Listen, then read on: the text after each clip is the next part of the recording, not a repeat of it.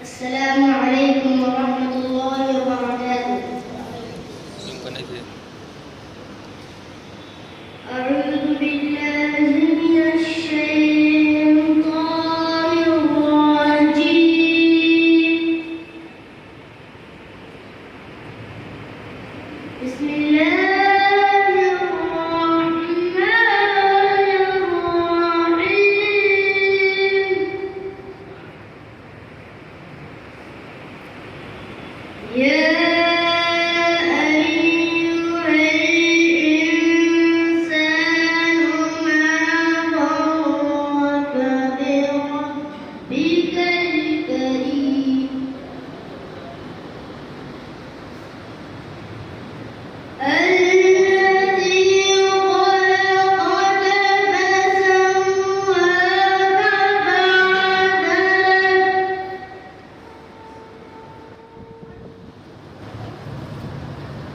لا الہ الا اللہ، لا الہ الا اللہ، لا الہ الا اللہ، لا الہ الا اللہ،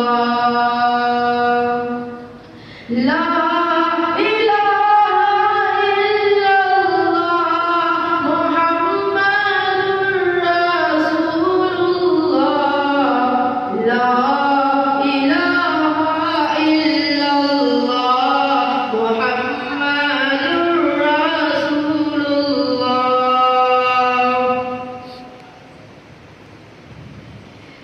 کہ کوئی بتائے دریاؤں کو ایسی روانی کس نے دی، کس نے چمکتا دن بخشا ہے، رات سہانی کس نے دی، کوئی بتائے دریاؤں کو ایسی روانی کس نے دی۔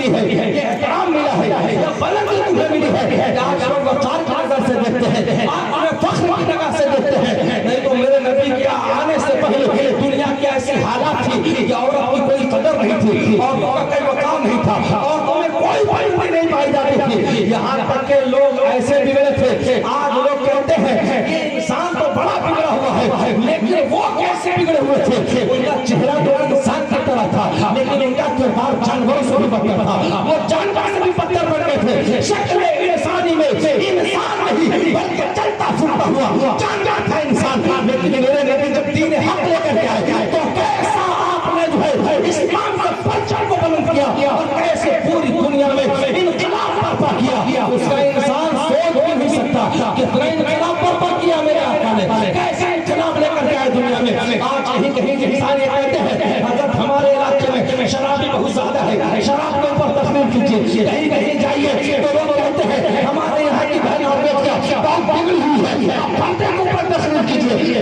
کہیں جاتے ہیں تو لوگ کہتے ہیں ہمارے یہاں شراب کے اوپر بولیے، ہمارے یہاں کے بچے موبائل میں گیم کھیلتے ہیں، جوا کھیلتے ہیں، اس کے اوپر تقریر کیا کیجیے. یہ سارے معاملات آج ہمارے یہاں ہوتا ہوا نظر آتا ہے. لیکن آؤ میرے نبی کی آمد سے پہلے لوگ اس طرح شراب پیا کرتے تھے. میرے نبی کی آمد سے پہلے لوگ کیسے جوا کھیلتے تھے.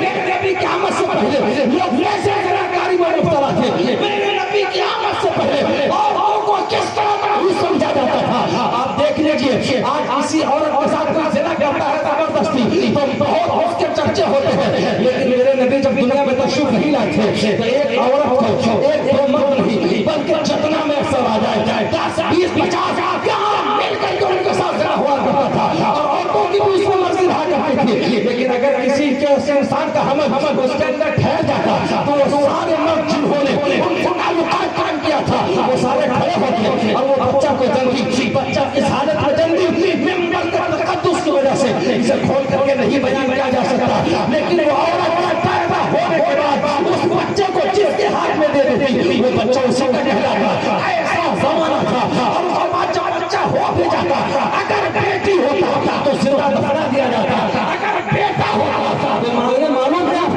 کو جہاں ماں ایک طرف اپنے چھاتی سے لگا کر کے دودھ پلاتی تھی تو دوسری طرف جو ہے اسے شراب لیتی تھی ایک کٹورے میں اور پھر اسی چھوٹے سے بچے کو گود میں دودھ پیتے ہوئے بچے کو شراب پلاتی ہوئی نظر آتی تھی. یہ بگڑا بگڑا ہوا ماحول تھا. اسی قدر زمانہ جاہلیت میں ڈوبا ہوا تھا. اور جب میرے نبی تشریف لائے تو تشریف لا کر کے آپ نے ان خرافاتوں سے دور کیا. ایسا کیوں ہوا؟ اتنی بڑی جو شان اللہ نے اتنا مرتبہ اور بلندی جو اللہ نے دیا ہے انہی وجہ سے کیونکہ اس وقت پوری دنیا صرف عرب نہیں پوری دنیا صرف مکہ نہیں پوری دنیا اس وقت تاریخی ڈوب چکے تھی. اسی لیے اللہ نے اتنی بڑی شان دیا. مثال دے رہا ہوں ابھی ایک نئی قوم کو روشن کرنا چاہا اس کو منور کرنا چاہا تو اس کے لیے آپ نے خلقومے لگائے ہیں ہائیڈروجن لگایا ہے اور دوسرا ہائیڈروجن لگایا ہے. لیکن آپ آئے پورا علاقہ اگر تاریخی میں ڈوب جاتا تو اس کو روشن کرنے کے لیے آپ کیا کرتے ہیں تو آپ کہتے ہیں پورے علاقے میں جو ہے ہائیڈروجن لگاتا اپنے گاؤں کو روشن کرتا. اگر یہی رہو اگر آپ کا پورا شہر جو ہے اگر تاریخی میں ڈوب جاتا تب آپ کیا کرتے ہیں؟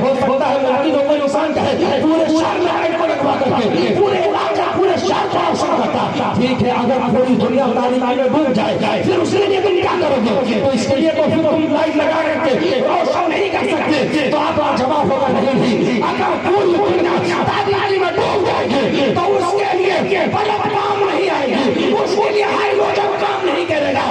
پھر آپ کا جواب ہوگا پوری دنیا کو اگر روشن کرنا ہو تو اس کے لیے سورج جیسے سیارے کو آسمان کی بلندی پر چڑھنا ہوگا. سورج کی روشنی سے وہ پوری دنیا کو جو ہے منور کر سکتا ہے. اگر سورج جو ہے منور نہ کرے تو پھر پوری دنیا میں تاریخی ہی تاریخی ہو. بلا تفصیل اگر بات سمجھ میں آ گئی ہے تو یہی پر سمجھو کہ میرے نبی کی آمد سے پہلے حضرت آدم کے بعد حضرت شیس آئے حضرت نوح آئے حضرت ابراہیم آئے حضرت موسیٰ آئے حضرت عیسیٰ آئے. یہ کیوں آئے؟ یہ سب کے سب آسمان کر کے آئے اور آ کر کے کسی نے ایک علاقے کو روشن کیا آ کر کے کسی نے ایک شہر کو روشن کیا کسی نے ایک بستی کو روشن کیا کسی نے ایک خاندان کو روشن کیا کیونکہ جتنی روشن کی ضرورت ہے اللہ اپنی روشنی جو ہے اپنا بلند اپنا مرتبہ اپنے نبی کو مقام عطا فرماتا اور وہ آ کر روشن کرتے رہتے. لیکن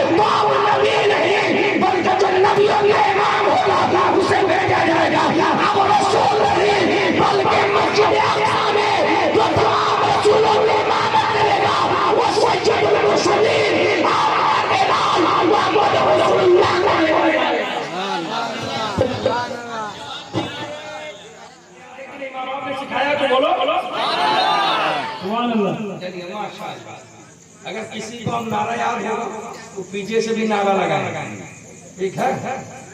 بہرحال پوری دنیا تاریکی میں ڈوب چکی تھی، اندھیرا چھا چکا تھا پوری دنیا پر، تو اب میرے نبی کو اللہ نے بھیجا اور آ کے کیسا انقلاب برپا کیا ہے میرے نبی نے، کیسا انقلاب دنیا میں پیدا کیا۔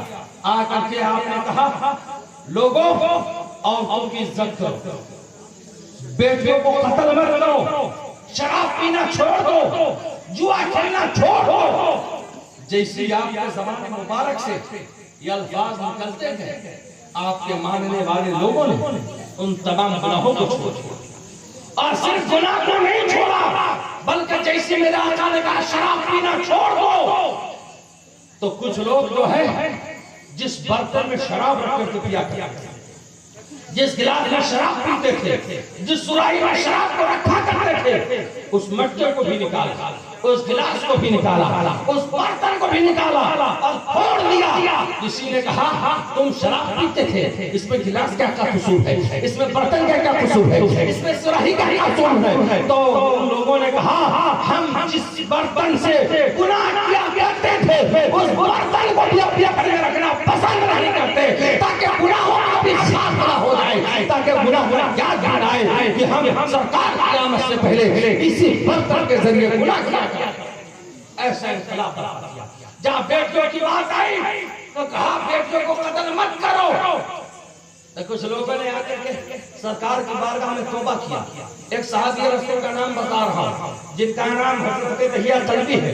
دہیہ کلبی بہت خوبصورت صحابی ہے، بہت خوبصورت، اتنے خوبصورت ہے آج کسی کا بیٹا محلے میں چمٹا ہونا تو لوگ کہتے ہیں میرا بیٹا بہت خوبصورت ہے، بہت خوبصورت ہے۔ اگر ان کے چہرے کا ملتا جلتا کوئی عالم آ جائے تو کہتے ہیں یہ میرے بیٹے میں مل رہے تھے، دیکھا آپ نے حضرت یہ عالم صاحب میرے بیٹے میں مل رہے تھے، کتنے خوبصورت ہے یہ حضرت دہیہ کلبی۔ ایسی ذات کا نام ہے، اتنا بلند خوبصورت چہرہ اللہ نے آپ کو عطا فرمایا تھا کہ جن کی صورت میں کوئی عالم نہیں بلکہ جبریل امین جب بھی انسانی شکل میں آیا کرتے تھے تو حضرت دہیہ کلبی کے شکل میں آیا۔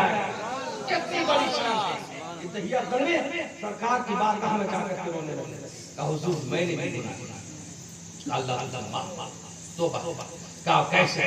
کہا کہ کوئی لڑکی تمہیں نظر آئی یتیم ہو، اس کی تم شادی کیا گیا۔ یہ کیسا مرتبہ تھا اس دور میں جب بیٹیوں کو لوگ زندہ دفن کرتے تھے، پیدا ہونا عیب سمجھا کرتے تھے، تب جا کر کے یہ معاملہ فرمایا۔ اور ایسے دفن کرتے تھے تو معلوم ہے کہتے لوگ بڑے ظالم تھے، اس نے بیٹیوں کو دفنایا ہے۔ حقیقت طور پر وہ ظالم تھے۔ دو ہی بات کہوں گا کہ میرے نبی نے آ کر کے بیٹیوں کو زندہ دفن ہونے سے روکا اور شراب پینے سے روکا۔ یہ دو بات کہتے ہیں میں آپ سے رخصت ہو جاؤں گا۔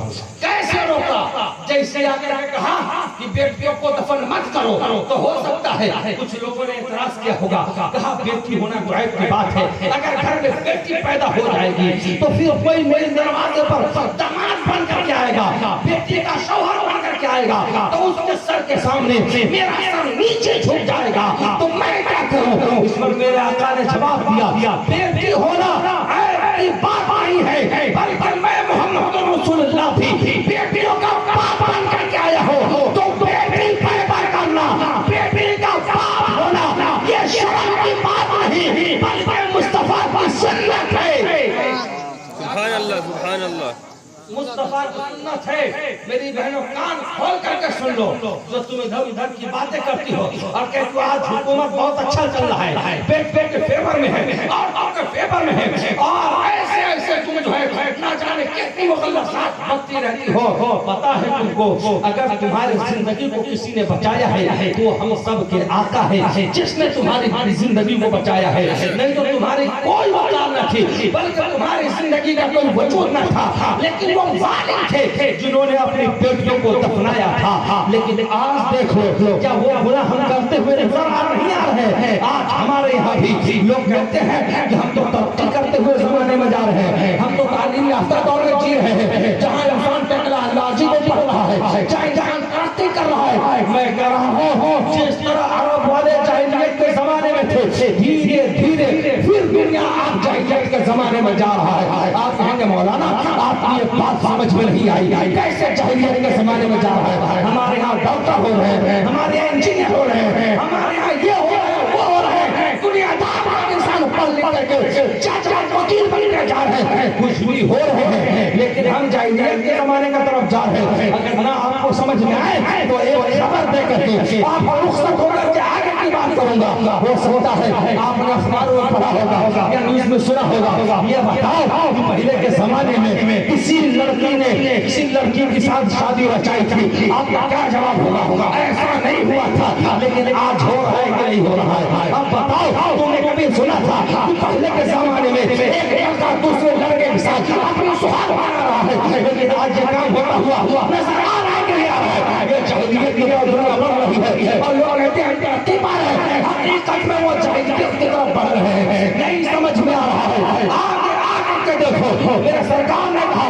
تھا بیٹیوں کو قتل مت کیا کرو, تو عرب والوں نے قتل کرنا چھوڑ دیا, لیکن ہم ان کے ماننے والے, ان کے غلام, ان کا میلاد منانے والے, حال کیا ہوتا ہے آج کے دور میں بھی اگر کسی شوہر نے کسی بیوی سے اپنا تعلق قائم کیا, تعلق کرنے کے بعد بیوی کے شکل میں اگر بچہ ٹھہر جاتا ہے تو اس ترقی یافتہ زمانے میں, اس ٹیکنالوجی کے زمانے میں انسان ڈاکٹر کے پاس جاتا ہے اور جا کر کے اپنا کرواتا ہے, اس کا سونوگرافی کرواتا ہے, ڈیجیٹل کیمرے کے ذریعے سے یہ پتہ لگایا جاتا ہے کہ ڈاکٹر یہ بتاؤ یہ جو میری بیوی حاملہ ہے اس کے سرم میں جو بچہ ہے وہ لڑکا ہے یا لڑکی ہے. اگر ڈاکٹر نے رپورٹ دے دیا یہ آنے والا جو بچہ ہے یہ لڑکے کی صورت میں ہے, تو بتاؤ اس کو پالا جاتا ہے, اس کو رکھا جاتا ہے, اس کو سنبھالا جاتا ہے. اور اگر ڈاکٹر نے یہ کہہ دیا کہ تیری بیوی کی شکم سے جو بچہ آنے والا ہے وہ لڑکا نہیں بلکہ لڑکی ہے, پھر کیا کیا جاتا ہے؟ یہ بیوی وہی جو ہے اس کی بیوی ہوتی ہے, وہ اس کا شوہر ہوتا ہے. ڈاکٹر سے جا کر کے کہتا ہے اس بچے کو گروانا ہے, اسے قتل کروانا ہے, اسے خلاص کروانا ہے. بتاؤ یہ معاملات ہو رہے ہیں جو جاہلیت کے زمانے میں عرب ظالم کیا کرتے تھے, آج وہ کام ہم کر رہے ہیں کہ نہیں کر رہے ہیں؟ بتاؤ اس کے بعد کیا معاملہ ہے. اچھا عرب والے اپنی بیٹیوں کو پیٹ ہی میں نہیں مارا کرتے تھے بلکہ وہ پیدا ہونے دیتے تھے, زمین پر کچھ سانسیں دینے دیتے تھے, اس کے بعد جب مارتے تھے تو اس کو قبر بھی دیتے تھے اور کفن بھی پہنایا کرتے تھے. ارے ہم اس سے بڑے ظالم بنتے ہوئے نظر آ رہے ہیں کہ جیسے ہماری بیویوں کے شکل میں اگر بچی آتی ہے تو پیدا نہیں ہونے دیتے بلکہ اس کے پیٹھی میں اندر قتل کرتے ہیں, اسے گروا دیتے ہیں, اس کو مار دیتے ہیں. یہ حرکت ہماری ہو رہی ہے. آج ہم بھی اسی گناہ کی طرف بڑھ رہے ہیں اور اس کے بعد وہ کہتے ہیں اگر جو ہے بیٹی پیدا ہو گئی تو کھلاؤں گا کہاں سے, پلاؤں گا کہاں سے, پیسہ کہاں سے آئے گا, اس کے دہیج کا سامان کہاں سے مہیا کروں گا. جو ایسا سوچ ہے وہ بھی سن لے اور جو ایسا سوچتا ہے وہ بھی سن لے. اور اس سے پہلے کہنا چاہوں گا کہ میری بہن تو یہ بات سوچتی ہے کہ میرے شکم سے جو بچہ آ رہا ہے اگر وہ بیٹی ہوگی تو اس کا کیا حال ہوگا. تمہارے ماں باپ اچھے تھے کہ تیرے بارے میں یہ جملہ نہ سوچا, اپنے زبان پر آنے نہ دیا. اگر یہی جملہ تیرے باپ نے سوچ لیا ہوگا, تیری ماں نے سوچ لیا ہوگا, تو بتا تیرا بچہ دنیا میں ہوگا یا تو زمین پر آتی نہیں آتی. اور جو لوگ ایسا سوچتے ہیں بتا تو کتنا بڑا ظالم ہے, تمہیں رب کے اوپر بھروسہ نہیں ہے. اور رب کا فرمان سن لو, اللہ ارشاد فرماتا ہے جب کسی انسان کو اللہ دنیا میں بھیجتا ہے, جب کسی بچے کو دنیا میں بھیجتا ہے تو انسان کو آنے سے پہلے اس کا رزق جو ہے اس کے ہاتھ میں دبا جاتا ہے. جب وہ دنیا میں آتا ہے تو کسی اور کے مقدر کا نہیں بلکہ اللہ نے جتنا اس کے مقدر میں لکھا تھا وہ مقدر کا کھاتا ہوا نظر آ رہا ہے. سبحان اللہ. تیرے مقدر کا رزق تیری بیٹی نہیں کھا سکتی اور تو اپنے بیٹے کا رزق اس کے مقدر کا کیوں نہیں کھا سکتا. پھر بتا ادھر ادھر کی باتیں کیوں کرتا رہتا ہے, ادھر ادھر کی باتوں میں کیوں جو ہے کفار اور مشرکین کی طرح اپنی سوچ کو بناتے چلے جا رہے ہو. اس سے دور نکل جاؤ, اس فریب میں نہ رہو کہ جو کچھ ہوگا صرف دنیا ہے, آخرت میں کچھ نہیں. آخرت میں ہر ایک ذرے کا حساب لے لیا جائے گا, ہر ایک قطرے کا حساب لے لیا جائے گا. اگر کسی نے ایسی غلطی کی ہے تو توبہ کر دے, دوبارہ آئندہ ایسی غلطی نہ کرے. اگر اسی طرح بغیر توبہ مر گیا تو معلوم ہے قیامت کا دن ہوگا اور قیامت کے دن یہی ہماری بیٹیاں ہوں گی جو میدان